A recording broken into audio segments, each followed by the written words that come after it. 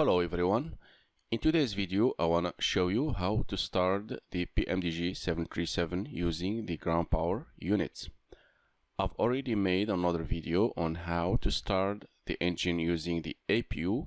If you didn't watch that, you will find that tutorial in a playlist called How to Start an Airplane Engine at the end screen of this video. Before I get started, if you are new here, please consider to subscribe and support the From Startup to Shutdown videos by sharing and liking. Without further ado, let's get started.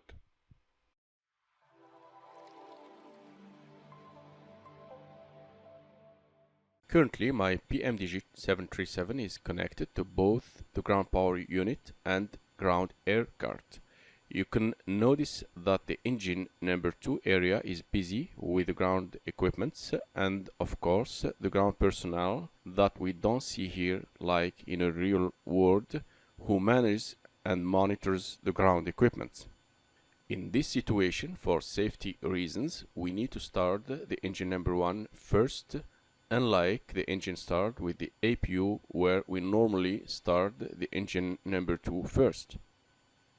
So that being said, here is a simple and easy steps to follow for a complete PMDG 737 engine start using the ground air sources.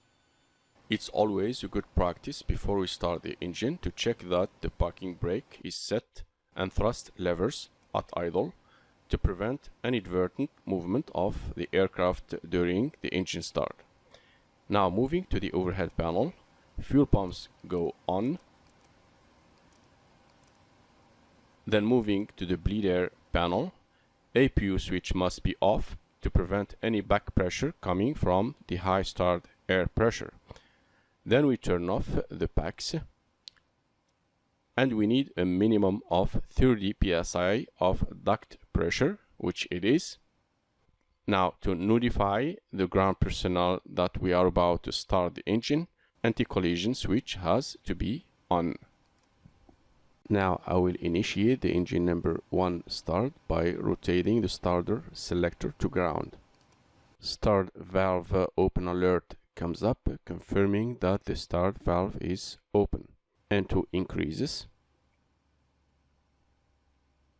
We need to see movement in N1 before we continue the start process, and N2 has to be at 25%.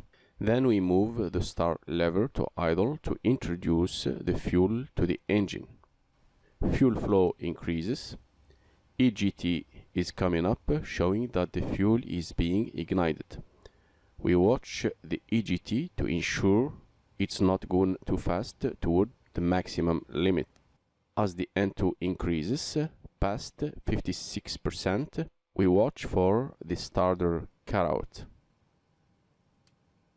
and make sure that the oil pressure shows an increase before the engine parameters reach the idle. When the engine stabilizes at idle, I can proceed and start the engine number 1.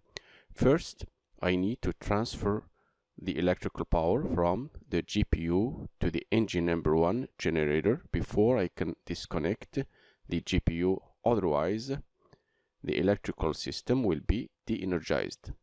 So what I can do now is first to check the quality of the generator number 1 outputs by going to the AC DC metering panel. I turn the AC meters selector to generator 1, then check both its voltage and frequency here on the display. All looks good. Now I connect the generator number 1 to the system. Now it's the appropriate time to disconnect the ground equipment and clear the engine number 2 area by going to my CDU menu page and select FS Actions, Ground Connections. Then I deselect both the GPU and ground air units to disconnect them. From the external view, we can confirm that the engine number 2 is clear. Now I go back to the bleed air panel, and since I'm about to use the cross bleed start, I check that both the two engines bleed air switches are on The isolation valve switch has to be in auto. Finally, I bring the duct pressure to 30 psi minimum by increasing the engine number 1 thrust. So gently I start moving my thrust lever 1 forward until my duct pressure reaches a minimum of 30 psi.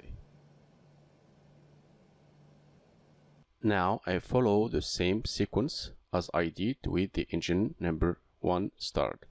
Starter goes to ground, start valve open alert, N2 is increasing, movement in N1 is checked, N2 at 25%, start lever goes to idle, fuel flow coming up, EGT rising nicely,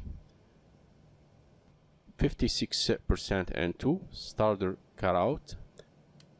At this time I bring the thrust lever 1 back to idle. Finally, we make sure to see a rise in oil pressure before the engine goes to idle.